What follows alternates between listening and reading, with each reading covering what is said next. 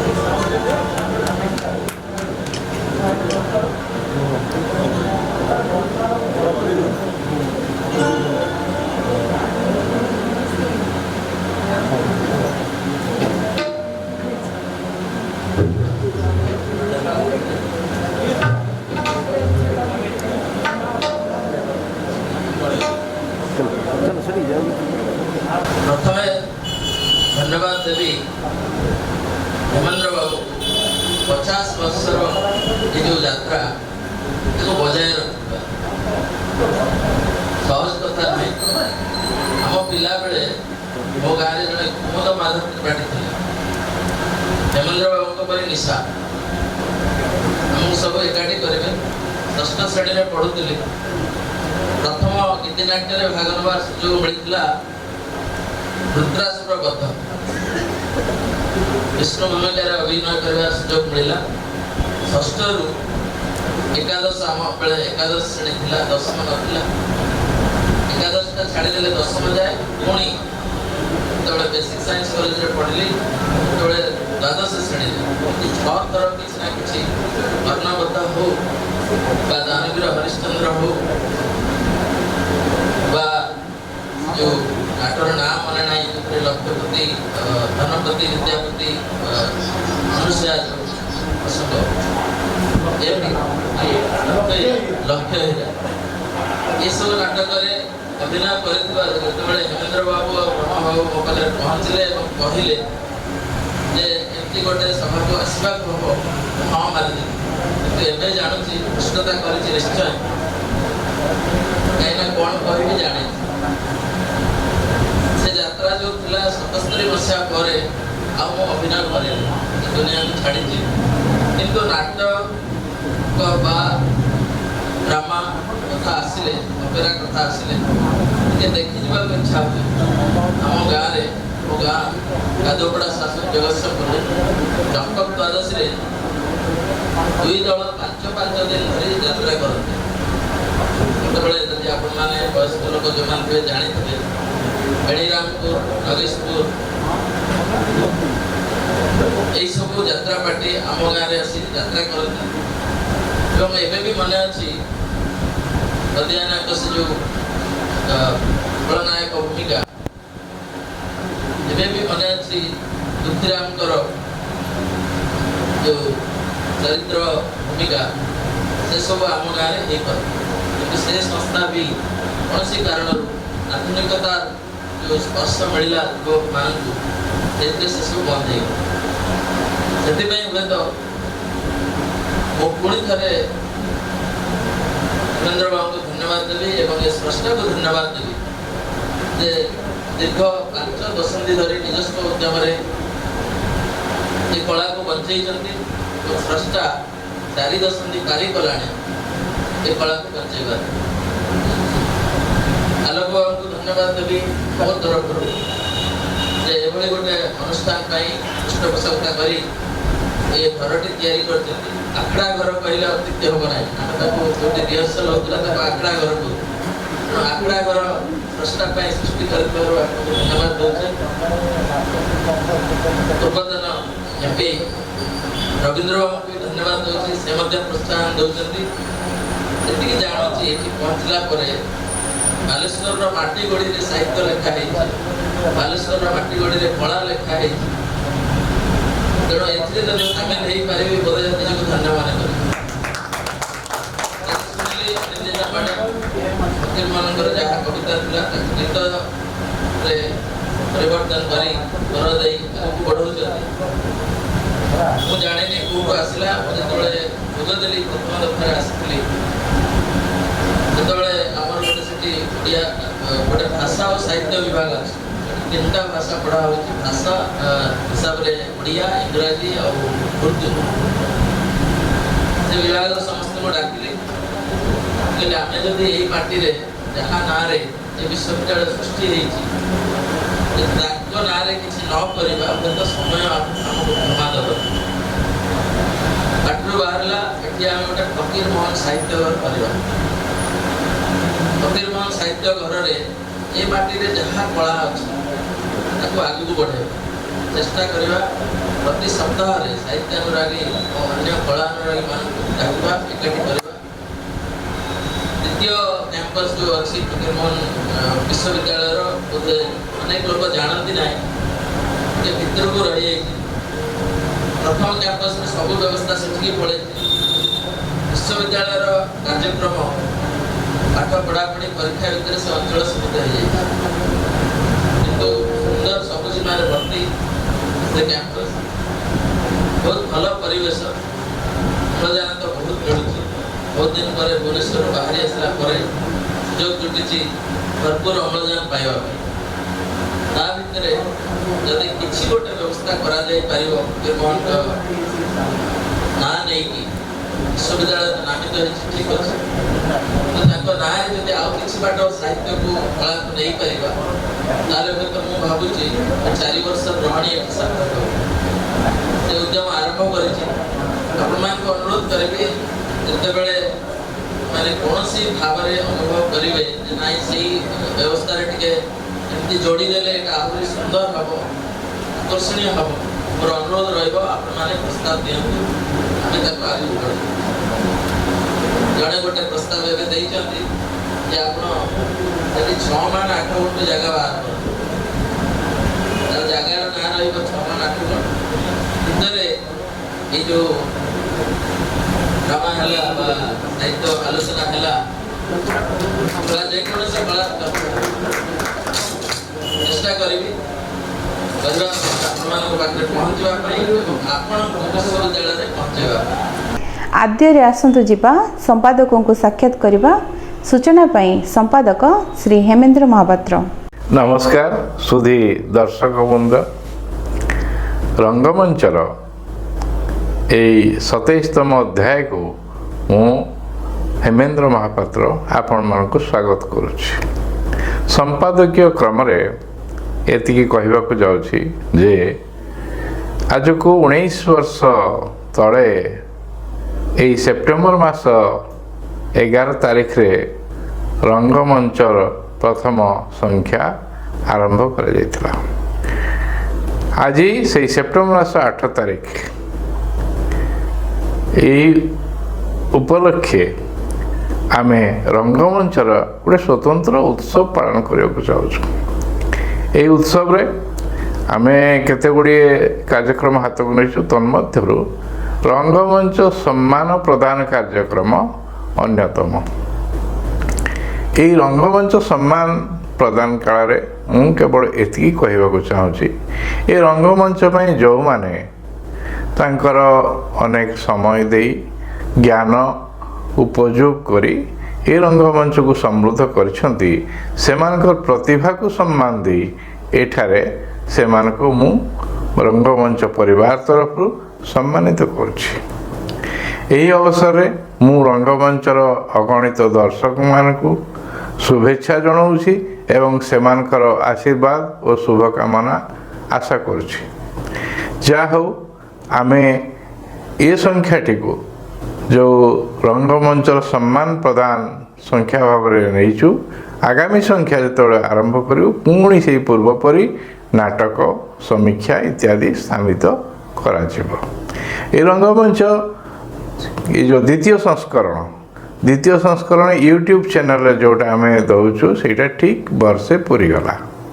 ତେଣୁ ଉଭୟ ବାର୍ଷିକ ଏବଂ 19 ବର୍ଷୀୟ ଯେଉଁ କାର୍ଯ୍ୟକ୍ରମ ରଙ୍ଗମଞ୍ଚର ତାର ଉତ୍ସବ ଭାବରେ ଏଇଟା ପାଳନ କଲାବେଳେ ଆମେ ନିଜକୁ, ନିଜ ପରିବାରକୁ ଏବଂ ଆମର ଦର୍ଶକ, ଆମର ଯେଉଁମାନେ ସାହିତ୍ୟିକ, ଯେଉଁମାନେ କଳାକାର ସମସ୍ତଙ୍କୁ ଆମେ ଶୁଭେଚ୍ଛା ଜଣାଉଛୁ ଏବଂ ସମସ୍ତଙ୍କ ନିକଟରେ ଆମର ଅଶେଷ କୃତଜ୍ଞତା ପ୍ରକାଶ କରୁଛୁ। ଆଶା କରୁଛୁ ଏ ରଙ୍ଗମଞ୍ଚ ଆପଣଙ୍କୁ ଆହୁରି ଆନନ୍ଦ ଦେବ ଏବଂ ଅନ୍ୟ ଏକ ଶିକ୍ଷା ପ୍ରଦାନ କରିବା ସଙ୍ଗେ ସଙ୍ଗେ ଏ ରଙ୍ଗମଞ୍ଚ ଆପଣଙ୍କର ସାଥୀ ହେଇ ରହିବ। ଏତିକି କାମନା କରି ଏ ବର୍ଷର ଯେଉଁ 19 ବର୍ଷର ପୂର୍ତ୍ତି ରଙ୍ଗମଞ୍ଚ ଆପଣଙ୍କ ଆଗରେ ଆମେ ଉପହାର ସ୍ୱରୂପ ଉପସ୍ଥାପନା କରୁଛୁ। ଧନ୍ୟବାଦ ବନ୍ଧୁଗଣ। ପୂର୍ବପରି ସେମିତି ଆପଣ ଆମର ଏହି ଚ୍ୟାନେଲଟିକୁ ସବସ୍କ୍ରାଇବ୍ କରିବେ, ଲାଇକ୍ କରିବେ ଏବଂ ସେୟାର କରିବେ। ଧନ୍ୟବାଦ। ଏହି ଉତ୍ସବର କେତୋଟି ଝଲକ ଓ ମନ୍ତବ୍ୟକୁ ନେଇ ଏହି ସଂଖ୍ୟାଟିକୁ ସଜେଇ ଦେବା।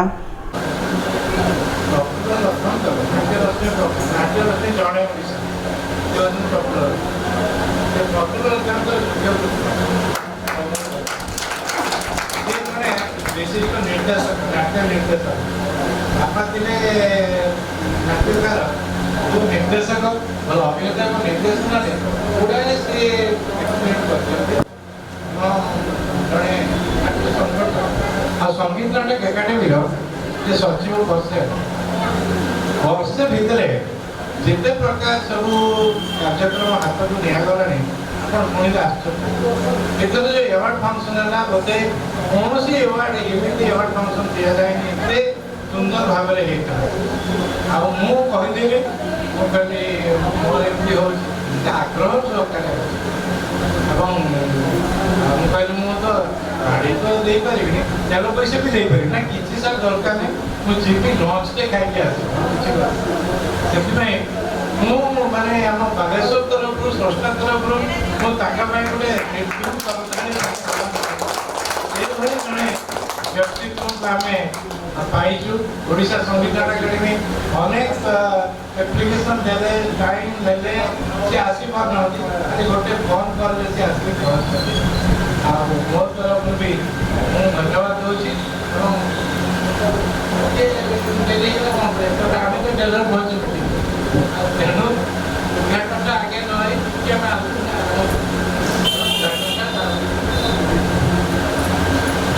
ବର୍ତ୍ତମାନ ପ୍ରବୋଧକୁ ଅନୁରୋଧ କରୁଛି, ସେ ତାଙ୍କର ଏଇ ଯେଉଁ ଏହି ଆସନକୁ ଉଦ୍ଘାଟନ କଲେ, ତାଙ୍କର ଉଦ୍ଘାଟନୀ ବକ୍ତବ୍ୟ ରଖିଲେ। ପ୍ରବୋଧ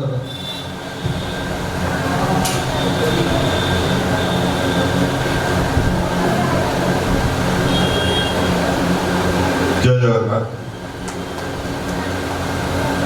ସମସ୍ତଙ୍କୁ ନମସ୍କାର। ଆଜି ମୋ ପାଇଁ ଗୋଟେ ଗର୍ବ ଆଉ ଗୌରବ ବିଷୟ, ଆମ ସମସ୍ତଙ୍କ ନମସ୍ୟ। ଓଡ଼ିଶା ନାଟ୍ୟ ଜଗତର ଅନ୍ୟତମ ବିରଳ ପ୍ରତିଭା, ଓଡ଼ିଶା ନାଟ୍ୟ ଜଗତକୁ ଏକ ନୂତନ ଦିଶା, ଏକ ନୂତନ ଦିଗ ଦେଇଥିବା ସେଇ ଲେଖନୀ ମନର ସ୍ରଷ୍ଟା ମୋର ପରମ ପୂଜନୀୟ ହେମେନ୍ଦ୍ର ସାର୍ଙ୍କର ନାଟ୍ୟ ଜୀବନର 50 ବର୍ଷ ପୂର୍ତ୍ତି ଉପଲକ୍ଷେ ଆମ आपण माने जो गुणी गुणग्राही व्यक्तित्व माने एठी बसचंदी एवं सारकर नाट्य कुटीकर 50 वर्ष विषय जो आलोचना करिया पई ए मंच ऊपर विद्वान व्यक्ति माने बसचंदी मो भौमिक सार नवीन सार को प्रणाम जणाउची एवं आपण मान को मध्ये प्रणाम जणाउची। ओडिशा संगीत नाटक एकाडेमी रो सचिव भाव में मो एठी को आसीनी मो एठी को आसी हेमेंद्र सारकर नाटक रो जने प्रशंसक भाव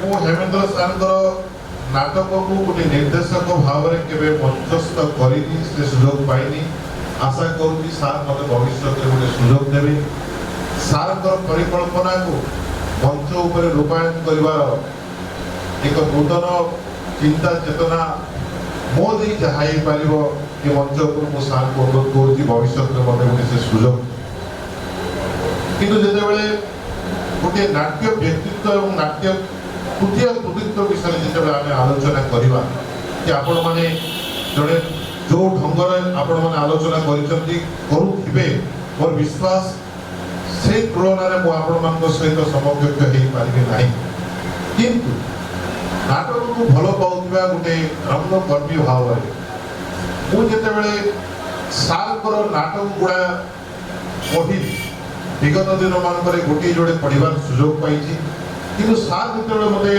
कहले जे प्रबोध तुम आसब मु सार को नाटक को पढ़ा आरंभ कर सार को नाटक प्रकृत कौन अच्छी जदि व्हाट माय अंडरस्टैंडिंग सेज मु जा बुझे जदि निछक जीवन चरित्र जदि तमर कथा मोर कथा आपणार कथा आम कथा आम समस्तंकर कथा जदि रंगमंच आप देखा लगे चाहते ताले हेमेंद्र सार नाटक को जानी कहीं सार प्रत्येक नाटक से नारी नारी चरित्र तो नुहे नारी मानकर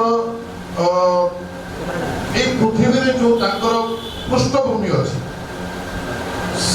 से नारी मानकर भूमिका को एक नूतन भंगी सार विभिन्न नाटक परिवेशन करते गोटे उदाहरण स्वरूप पुष्प नुहे पारिजात आपण मैंने समस्ते जानती सार को नाटक को जब से नाटक को आम तर्जमा करवा नवीन सार अच्छा आहरी विभिन्न ढंग से उपस्थापन करेंगे आप सामने मुझे जहाँ बुझे पारिजात फूल आपण मैंने भी जानते मु भी जाने समस्ते जानते ये पुराण वर्णित फूल से फूल को नहीं भगवान श्रीकृष्ण जिते आम पुराण पढ़ुचे स्त्री सत्यभामा को खुशी करवा लगी जाए से फूल को चोरी करवार गोटे उद्यम करथिले भगवान श्रीकृष्ण गोटे चोरी चोर पणियार आख्या पाई निंदित होते ठीक सही परी आज भी आम समाज रे पारिजात फूल अच्छी आज भी आम समाज रे नारी पुरुष मानकर चरित्र अच्छी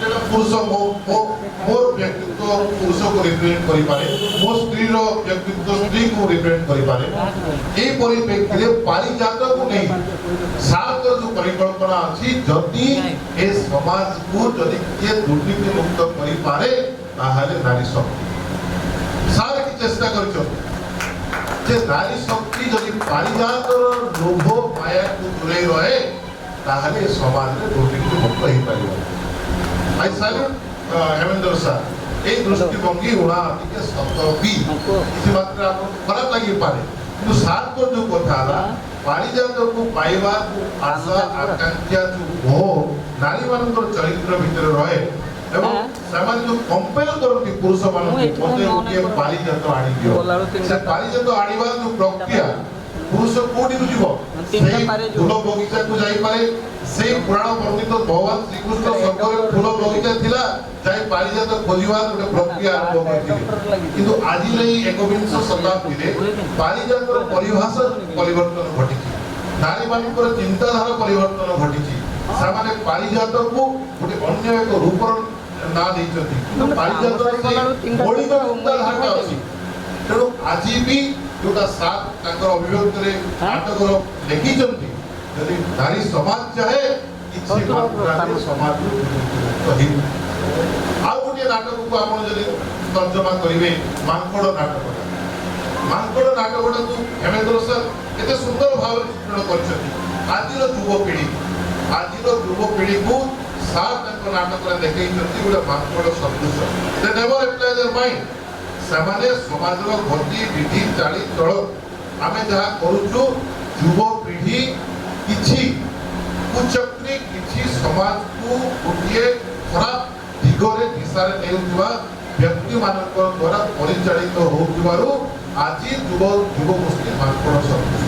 ଯୁଗ ଇତିହାସକୁ ଯଦି ଆପଣ ଯିବେ, ହଜାର ହଜାର ବର୍ଷ ତଳକୁ ଯିବେ, ଶହ ଶହ ବର୍ଷ ତଳକୁ ଯିବେ, ସବୁବେଳେ ସାହିତ୍ୟର ମୌଳିକ ଅର୍ଥ ହେଲା ସମାଜକୁ ଯିଏ ହିତ ଦିଏ, ଯିଏ ସମାଜକୁ ଦିଗ୍ଦର୍ଶନ ଦିଏ। ଯେଉଁ ଲେଖକର ଲେଖନୀ ମନରେ ଯଦି ସମାଜ ଶାଣିତ ହବ, ଯଦି ସମାଜ କ୍ରିୟାଶୀଳ ହବ, ତାହେଲେ ତାର ଲେଖନୀ ମନ, ତାର ସୃଷ୍ଟି ସଂସ୍ଥା ଏକ ଯୋଗ୍ୟତମ ସୃଷ୍ଟି ବୋଲି ଆମେ ସବୁବେଳେ ପରିବ୍ୟକ୍ତ କରିଛୁ। ଠିକ୍ ସେଇଭଳି ଢଙ୍ଗରେ ସାର୍ଙ୍କର ମାଙ୍କଡ଼ ନାଟକ ଆଜିର ଯୁବପିଢ଼ି ପାଇଁ ଗୋଟିଏ ଉଦାହରଣ ହେଇପାରେ, ନିଶ୍ଚିତ ଭାବରେ ଉଦାହରଣ ହେଇପାରେ। ସାର୍ ଚେଷ୍ଟା କରିଛନ୍ତି ଯୁବପିଢ଼ି ମାନଙ୍କୁ you apply your own mind. ଆପଣଙ୍କର ଶିକ୍ଷା ଦୀକ୍ଷା, ଆପଣଙ୍କର ସଂସ୍କାର ସଂସ୍କୃତି ଯାହା ଆପଣଙ୍କ ପାଖରେ ଅଛି ତାକୁ ଆପଣ ନିଜସ୍ୱ ଢଙ୍ଗରେ ଆପ୍ଲାଏ କରନ୍ତୁ, ତେବେ ଯାଇ ଆପଣ ସମାଜକୁ ଶାଣିତ କରିପାରିବେ। ସାର୍ଙ୍କର ଆଜି ଆମେ 50 ବର୍ଷର କୃତିତ୍ୱ ବିଷୟରେ ଆଲୋଚନା କରୁଛୁ। ହେମେନ୍ଦ୍ର ସାର୍ଙ୍କର ଦୀର୍ଘ ନାଟକୀୟ ଜୀବନ ବିଷୟରେ ଆଲୋଚନା କରୁଛୁ। ଏଇ ତ ତାଙ୍କର ଲେଖନୀ ମନରୁ ଜନ୍ମ ହୋଇଥିବା ସୃଷ୍ଟି ବିଷୟରେ ପର୍ସନାଲିଟି। ଯେତେବେଳେ ମଧ୍ୟ ଆମେ ସଙ୍ଗୀତ ନାଟକ ଏକାଡେମୀର ସାଧାରଣ ପରିଷଦ ବୈଠକ କରୁ କିମ୍ବା ଫାଇନାନ୍ସ କମିଟି ବୈଠକ କରୁ, ସାର୍ ଅତି ଉଚ୍ଚକତା ସହିତ ଅତି ଦୃଢ଼ତାର ସହିତ ସାର୍ ସେଠି ପ୍ରଶ୍ନ କରନ୍ତି ଯଦି ଏକାଡେମୀର କିଛି ପୃଷ୍ଠଭୂମିରେ ଭୁଲ ଥାଏ ଯେ ପ୍ରଭୁ এই ଜିନିଷଟା ଏଇଟା ହେବା କଥା ନୁହେଁ, ଏଇ ଜିନିଷଟା ଏଇଟା ହେବା କଥା।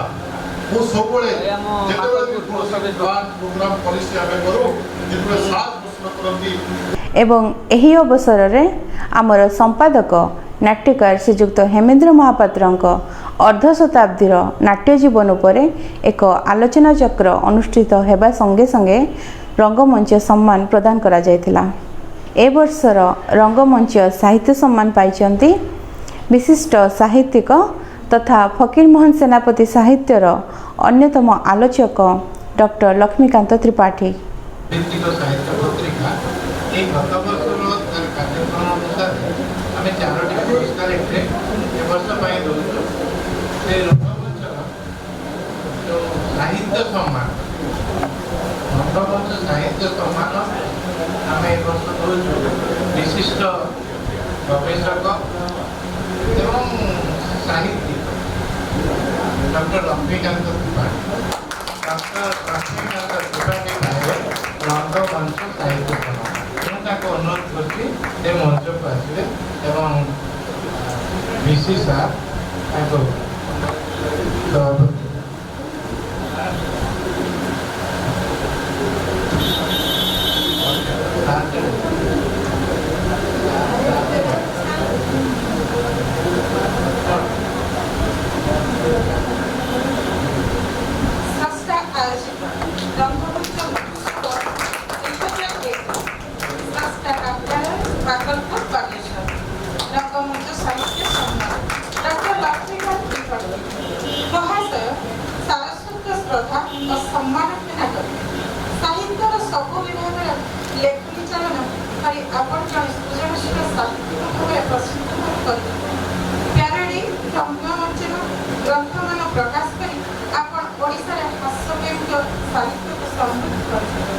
कविता गल्प और उपन्यास ग्रंथ प्रकाश करी बहुमुखी प्रतिभार पूरण घटे। शिशु और किशोर एकाधिक ग्रंथ रचना करने संगे संगे समालोचनात्मक ग्रंथ रचना कर भी आपको आवश्यकता रखिए। यह व्यतीत बहु ग्रंथ संकलन और संपादना कर अनन्य प्रतिभार परिचय प्रदान कर विशेषकर पोथीर शुद्ध पाठ कर पंडित आपणकर बहुमुखी प्रतिभा संकेत जन नाट्यकार हेमेन्द्र महापात्र अर्ध शताब्दी ପବିତ୍ର ନାଟ୍ୟ ଜୀବନ ଓ ରଙ୍ଗମଞ୍ଚ ମହୋତ୍ସବରେ ଆପଣଙ୍କୁ ରଙ୍ଗମଞ୍ଚ ସାହିତ୍ୟ ସମ୍ମାନରେ ସମ୍ମାନିତ କରି ଅନୁଷ୍ଠାନ ନିଜକୁ ଗୌରବାନ୍ୱିତ କରିପାରିବ। ଏଠି ସିଏ ତ କହିବେ ମୁଁ ଗୋଟେ ବିଶେଷ କଥାଟେ କହିବି ଯେ ସେ ବର୍ଷେ ଧରି କାହିଁକି ସେ ବ୍ୟାସ କବି ଏହି ସ୍ତମ୍ଭରେ ସେ ଆଲୋଚନା କରିଛନ୍ତି ତାଙ୍କର ଫକୀରମୋହନଙ୍କର କବିତା ଏବଂ ଆପଣ ବିଶ୍ୱାସ କରିବେ ଏଠି ତ ଅନିନ୍ଦିତା ଅଛନ୍ତି। ଆମେ ଯେତେବେଳେ ଗଲୁ ଭୁବନେଶ୍ୱର ହାଟବଡ଼ ନାଟକ ଥିଲେ ସେଇଠି ସେ ସଞ୍ଜୟ ଦାସବର୍ମା ସବୁ ଭିଆଇପି ଯେଉଁମାନେ ଥିଲେ ସେମାନେ କହିଲେ ଯେ ଫକୀରମୋହନଙ୍କର କବିତା ଲେଖନ୍ତି ଏ ପ୍ରଶ୍ନ ପଚାରିଥିଲେ। ଆମେ ସେଇଟାକୁ ପ୍ରତିପାଦନ କରିବା ପାଇଁ ଗୋଟେ ସ୍ତମ୍ଭ କରିକି ବର୍ଷ ଯାକ ସେ ଫକୀରମୋହନଙ୍କର ଯାବତୀୟ କବିତାକୁ ଆଣିକି ପାରିଛନ୍ତି ସେଇଟାକୁ ସିଏ ରଙ୍ଗମଞ୍ଚରେ ପ୍ରକାଶ କରିଛନ୍ତି ଏବଂ ତାର ସମୀକ୍ଷା ମଧ୍ୟ କରିଛନ୍ତି। ଫଳସ୍ୱରୂପ ଆମେ 2 ମାସ ତଳେ ଦେଖିଲୁ, ଆପଣମାନେ ଦେଖିଥିବେ ସତ୍ୟବାଦୀରେ ଫକୀରମୋହନଙ୍କର ଗୋଟେ କବିତା ବାହାରିଛି। ସେ ଫକୀରମୋହନଙ୍କର କବିତା କୁଆଡ଼େ ବାହାରେନି, ଏଇଥର ବାହାରିଛି ଏବଂ ଯେଉଁ କବିତାଟା ବାହାରିଛି ଆମ ଗବେଷକମାନେ ଅଛନ୍ତି ସେ କବିତାଟି ଆଜିର ମଡର୍ଣ୍ଣ କବି ଯେଉଁମାନେ ତାଙ୍କ ଭିତରକୁ ଆସିବ କି ନାହିଁ ସନ୍ଦେହ। ରେଳଗାଡ଼ି କି ଯାତ୍ରୀମାନେ ଆସୁଛନ୍ତି ଯାଉଛନ୍ତି ଖଣ୍ଡିଏ ସିଟ୍ ପାଇଁ କଳି ଲାଗୁଛନ୍ତି। କେତେ ଦିନ ତାର ଷ୍ଟେସନ ତ ଉଡ଼େଇଯିବ, କେତେ ଦିନ ଆଉ ରେଳଗାଡ଼ି ବସିବୁ, କେତେ କଳି କରୁଛ। ଏଇଟା ସୁନ୍ଦର ଦର୍ଶନ ତା ଭିତରେ ରଖିଛନ୍ତି। ତେଣୁ ସେଇ କାର୍ଯ୍ୟକ୍ରମ ସେ ଜାରି ରଖିଥିବ ଏବଂ ରଖିଛନ୍ତି ମଧ୍ୟ। ଆଉ ମୁଁ ଅନୁରୋଧ କରୁଛି ତାଙ୍କ କବିତାରେ ଆଉ ଯଦି କିଛି କରାଯାଏ ସିଏ ଇଏ ପରେ ସେ କରିବେ ଏବଂ ସେଥିପାଇଁ ରଙ୍ଗମଞ୍ଚ ପରିବାର ଧନ୍ୟବାଦ ବି ଦେବେ। ସେ ଯଦି ଚାହାନ୍ତି କିଛି କହିବେ। ମୋତେ ଏଭଳି ଏକ ସମ୍ବର୍ଦ୍ଧନା ଦିଆଯାଇଥିବାରୁ ଅନ୍ତତଃ ଧନ୍ୟବାଦ। ଅନ୍ତତଃ ମୋତେ ଏଥିପାଇଁ ଗର୍ବ ଲାଗୁଛି 3 ଦିନର ଅନୁଷ୍ଠାନ ଆଜି ସମ୍ବର୍ଦ୍ଧିତ କରୁଛନ୍ତି। 1ରେ ସ୍ରଷ୍ଟା, 2ରେ ରଙ୍ଗମଞ୍ଚ, 3ରେ ପୁଣି ହେମେନ୍ଦ୍ରଙ୍କ 50 ବର୍ଷ ଅର୍ଦ୍ଧ ଶତାବ୍ଦୀ ଧରି ସେ ସାଧନା କରି ଆସୁଛନ୍ତି। ଯେ ଏଇ ଯେଉଁ ଫକୀରମୋହନଙ୍କର କବିତା ଆପଣ ଯେତେ ଯେତେ କବିତା ପଢ଼ିବେ ଫକୀରମୋହନଙ୍କର ସେତେ ମୁକ୍ତ ହେବେ। ଆପଣ ଚିନ୍ତା କରିପାରିବେନି ସେ ସମୟରେ ବହୁତ ବଡ଼ ବଡ଼ କବି କବିତା ଲେଖୁଥିଲେ କିନ୍ତୁ ଆପଣ ଫକୀରମୋହନଙ୍କର କବିତା ଲେଖନ୍ତୁ। ମୁଁ ଦେଖୁଛି ଏବେ ବି ମୁଁ ଦେଖିଛି ଗୋଟେ ବଡ଼ ବଡ଼ ସାହିତ୍ୟ ଅନୁଷ୍ଠାନରେ ବଡ଼ ବଡ଼ ସାହିତ୍ୟିକ ମାନେ ମଧ୍ୟ କହିବାର ମୁଁ ଶୁଣିଛି ଯେ ଫକୀରମୋହନ 55 ବର୍ଷ ବୟସରେ ସାହିତ୍ୟ ସାଧନା ଆରମ୍ଭ କଲେ। କି ସେଇ କଥା ଶୁଣିଲା ବେଳକୁ ଛାତିଟା ଫାଟିଯାଏ ଦୁଃଖରେ। ଆରେ ଯିଏ ଜନ୍ମ କାଳରୁ ଯେତେବେଳେ ମାନେ ଆରମ୍ଭ କଲେ ଛାତ୍ର ଜୀବନରୁ ଯିଏ ଲେଖା ଲେଖି ଆରମ୍ଭ କଲେଣି, ଯେତେବେଳେ 55 ବର୍ଷ ବେଳକୁ ସେ ବ୍ୟାସକବି ହେଇସାରିଲେଣି। ସମଗ୍ର ମହାଭାରତ, ସମଗ୍ର ରାମାୟଣ, ହରିବଂଶ ସବୁ ଲେଖି ସାରିଲେଣି। ସେ 55 ବର୍ଷରେ ସାହିତ୍ୟ ସାଧନା ଦେବେ, ସେ ମୂଳରୁ କବି। ତେଣୁ ହେମେନ୍ଦ୍ର ଯୋଉ କାର୍ଯ୍ୟକ୍ରମଟା ଆରମ୍ଭ କରିଛନ୍ତି ଫକୀରମୋହନଙ୍କୁ ଆମେ କବି ହିସାବରେ ଜାଣିବା, ସେଇଟା ଚାଲିଛି ଏବଂ ଆଗକୁ ମଧ୍ୟ ଚାଲି ରହିବ। ମୁଁ ତାଙ୍କୁ ଅନୁରୋଧ କରିବି ଯେ ମୋତେ ଟିକେ ସୁଯୋଗ ଦେବେ এই କାର୍ଯ୍ୟକ୍ରମକୁ ଆଗକୁ ନେବା ପାଇଁ। ବହୁତ ବହୁତ ସମସ୍ତଙ୍କୁ ଧନ୍ୟବାଦ। ରଙ୍ଗମଞ୍ଚ ନାଟ୍ୟ ସମ୍ମାନ ପାଇଛନ୍ତି ବିଶିଷ୍ଟ ନାଟ୍ୟତତ୍ତ୍ୱବିତ୍ ଶ୍ରୀଯୁକ୍ତ ନବୀନ କୁମାର ପରିଡ଼ା। ଆପଣ ଦେଖିଥିବେ ରଙ୍ଗମଞ୍ଚର ଆମେ ନାଟକ ଉପରେ ଅନେକ ଆଲୋଚନା କରୁଛୁ, କିନ୍ତୁ ନାଟକଟା କେମିତି ତିଆରି ହେଉଛି, ତାର ଅଭିନୟ କେମିତି ହେଉଛି ଏବଂ ଅଭିନୟର ଆଦ୍ୟ ପ୍ରାନ୍ତ ବୋଲି ଗୋଟେ ସ୍ତମ୍ଭ ଆମେ କରିଥିଲୁ। ଅଭିନୟର ଆଦ୍ୟ ପ୍ରାନ୍ତ କୋଉଠୁ ଆରମ୍ଭ ହେଇକି କୋଉଠୁ ସରିଛି। ଏ ବର୍ଷ ଯାକ ଆମର ଉତ୍କଳ ସଙ୍ଗୀତ ମହାବିଦ୍ୟାଳୟର ଯେଉଁ ପ୍ରାକ୍ତନ ଅଧ୍ୟକ୍ଷ ଠିକ ଅଭିନୟ ଶିକ୍ଷା ଦଉଥିଲେ, ତାଙ୍କ ବୃତ୍ତି ଥିଲା। ସେ ତାଙ୍କର ଅନେକ ବହି ଲେଖିଛନ୍ତି, ଅନେକ ଗବେଷଣା କରିଛନ୍ତି ଏବଂ ତାର ଚର୍ଚ୍ଚା ମଧ୍ୟ ବିଭିନ୍ନ ସ୍ଥାନରେ ୱାର୍କସପ୍ରେ କରୁଛନ୍ତି। ସେ ଏବେ ବି ବହି, ଏବେ ବି ନାଟ୍ୟ ରଚନା ପାଇଁ ଗୋଟେ କେମିତି ବହି ତିଆରି କଲେ ତାକୁ ଗୋଟେ ତିଆରି କରିଛନ୍ତି, ନାଟ୍ୟ ରଚନାର କୌଶଳ। ସେଇଭଳି ଜଣେ ପ୍ରତିଭା ଆମର ବାଲେଶ୍ୱର ମାଟିର ଲୋକ, ସେ ଭୁବନେଶ୍ୱରରେ ରହୁଛନ୍ତି, ଶ୍ରୀଯୁକ୍ତ ନବୀନ ପରିଡ଼ା। ତାଙ୍କ ରଙ୍ଗମଞ୍ଚ ନାଟ୍ୟ ସମ୍ମାନ ସ୍ରଷ୍ଟା ଆୟୋଜିତ ରଙ୍ଗମଞ୍ଚ ମହୋତ୍ସବ 2021 ସ୍ରଷ୍ଟା ନାଟ୍ୟାଳୟ ମାକଲପୁର ବାଲେଶ୍ୱର ରଙ୍ଗମଞ୍ଚ ନାଟ୍ୟ ସମ୍ମାନ ଶ୍ରୀଯୁକ୍ତ ନବୀନ କୁମାର ମହୋଦୟ ହେତୁ ମହାଭାଗ ସାରସ୍ୱତ ଶ୍ରଦ୍ଧା ଓ ସମ୍ମାନ ଘେନା କରିବେ। ଆପଣ ओडिया नाट्य जगतर जड़े नाट्य रचना निर्देशना अभिनय तथा प्रशिक्षण रे आपण समग्र नाट्य जगत रे सुप्रतिष्ठित। एथिपाई आपण ओडिया साहित्य नाटक एकाडेमी तरफ बहु अनुष्ठान पुरस्कृत और सम्मानित होइछंती। रंगमंचर द्वितीय संस्करण रे अभिनयर आद्यप्रांत विभाग रे आपणक अविस्मरणीय अवदान पाई आपणकु चलित वर्षर रंगमंच नाट्य सम्मान प्रदान करी आम्भे और आम्भ अनुष्ठान निजको गौरवान्वित मने करूछु। प्रभु श्री जगन्नाथ आपणक चलापथ को कुसुमित करंतु। आपणक दीर्घ निरामय जीवन कामना करी रहूछु। धन्यवाद। रंगमंच परिवार।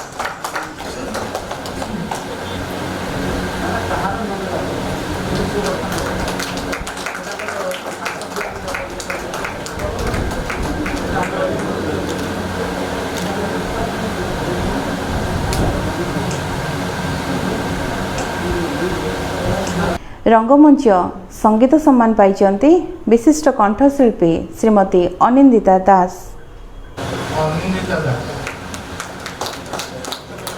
स्रष्टा आयोजित रंगमंच महोत्सव 2021 स्रष्टा नाट्यालय माकलपुर बालेश्वर रंगमंच संगीत सम्मान श्रद्धेया श्रीमती अनिंदिता दास श्रद्धा भाजनेशु संगीत साधना रे आत्मोत्सर्ग करिथिबा जणे कंठशिल्पी तथा शास्त्रीय संगीतर पुजारिणी भाव में अनिंदिता दास जणे प्रख्यात शिल्पी।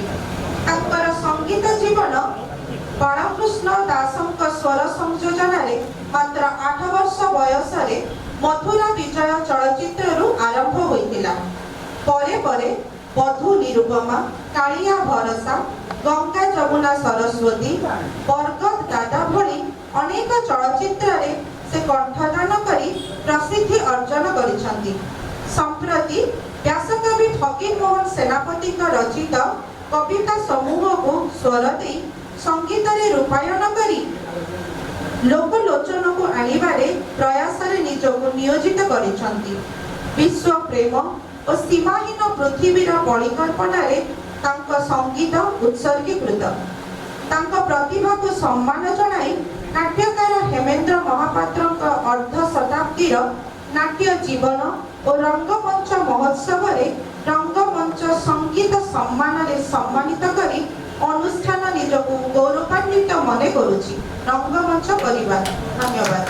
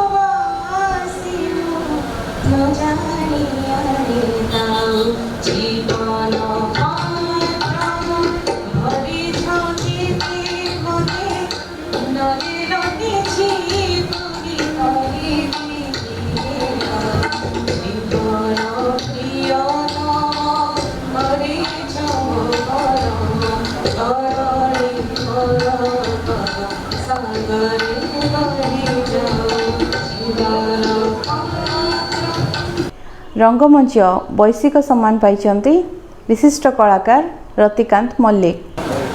देखो आम छोट मोबाइल नाटक को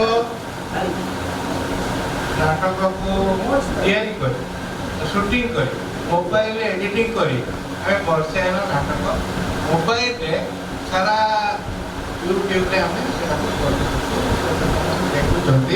देखुं विभिन्न जो आपंकर आलोचना गुड़िक सब मोबाइल आउ कैमेरा से जो आम गोटे नाटक करें बर्तमान 30-40 जन खर्च हो मंच किंतु गोटे मात्र मोबाइल 4-5 हजार टकर आम गोटे नाटक होती आप विश्वास करेंगे गोटे नाटक गला वर्ष कोविड करूँ आम स्वल्प गति समय बोली 13,000 केते व्यू होती आ गोटे एपिसोड आम 10,000 केते व्यू होती तेणु 10,000 13,000 लोक देखुंट मोबाइल किंतु मंचरे कले प्राय 100 जन लोक देखुं से भी एक वर्षा है कि साउंड प्रोब्लेम है लोक आसिले तेणु आम सहज करने नाटक सहज भाव में लोक पाखे पहुँचापी जोटा डोर सर्विस कहूँ ये नाटक को घरे घरे द्वार द्वार पहुँचापी जो वैषयिक कौशल आवश्यक सी आम भर जड़े पिला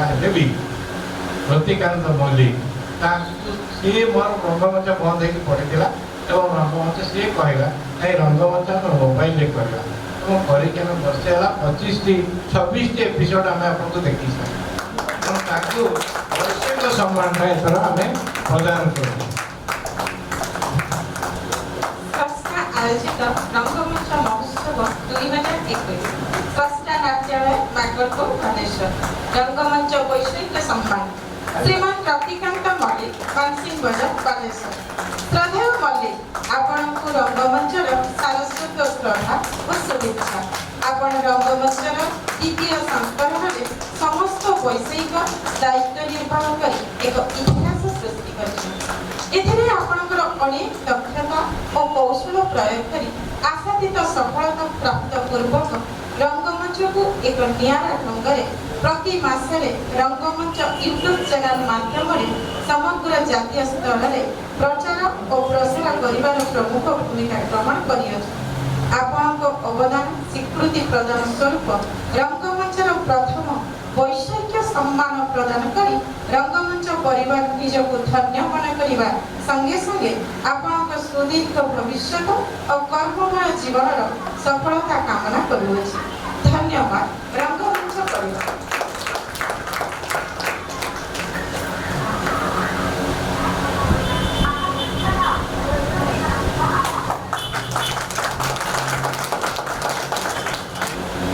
अनेक पुरस्कार तो दिया जाए कला साहित्य क्षेत्र में मो हेमेंद्र बाबू को धन्यवाद देवी गोटे अभिनव पुरस्कार जो वैषयिक पुरस्कार बोले प्रथम थर पर गोटे मंच दि जाए करताड़ी ओडिशा संगीत नाटक एकाडेमी प्रदत्त श्रेष्ठ अभिनेता पुरस्कार पाइछन्ति विशिष्ट अभिनेता श्रीयुक्त मनोरंजन दास। गत वर्ष मार्च मासरे आम जिलार आम हस्पिटाल फाउंडर मेंबर जड़े सी होती मनोरंजन दास समस्ते जानते सी एत सुंदर अभिनय करती ये भी आम प्रदर्शन करूँ दिगला किंतु दुर्भाग्यवशत ठीक आग दिन गाड़ीटा स्लिप करगला फ्रैक्चर होगला सी से जापारे तेणु दुर्भाग्य एमती आसे से सम्मानटा मुझे सेक्रेटरी भी आसुँच सी आउ थे देवे कि भिसी हाथ पुरस्कार नवा पाइबा आम मनोरंजन दास को संगीत नाटक एकाडेमी संबर्धना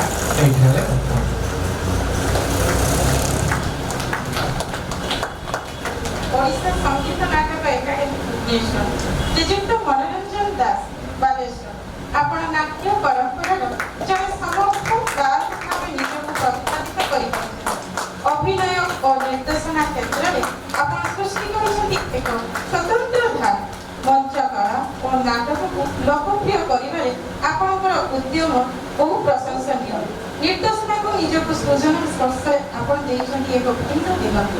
ମଞ୍ଚ ନାଟକରେ ଆପଣଙ୍କର ଉତ୍ସର୍ଗୀକୃତ ଜୀବନ ଅନ୍ୟମାନଙ୍କ ପାଇଁ ହୋଇଛି ପ୍ରେରଣାର ଉତ୍ସ। ନାଟ୍ୟ ସଂସ୍କୃତି ଓ ମଞ୍ଚ କଳାକୁ ନେଇ ଆପଣଙ୍କର ସାଧନା ଓ ନିଷ୍ଠା ପାଇଁ ରାଜ୍ୟସ୍ତରୀୟ ନାଟକ ଉତ୍ସବ ଅବସରରେ ଆପଣଙ୍କୁ ସମ୍ବର୍ଦ୍ଧିତ କରି ଓଡ଼ିଶା ସଙ୍ଗୀତ ନାଟକ ଏକାଡେମୀ ନିଜକୁ ଗୌରବାନ୍ୱିତ ମନେ କରୁଛି।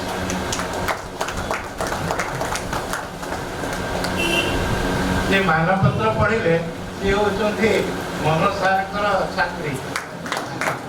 ଆଉ ଛାତ୍ରୀରେ ଆଉ ଗୋଟେ ବଡ଼ କଥା ହେଉଛି ଯେ ତାଙ୍କ ସହିତ ହିରୋଇନ୍ ଆକ୍ଟିଂ କରୁଛି।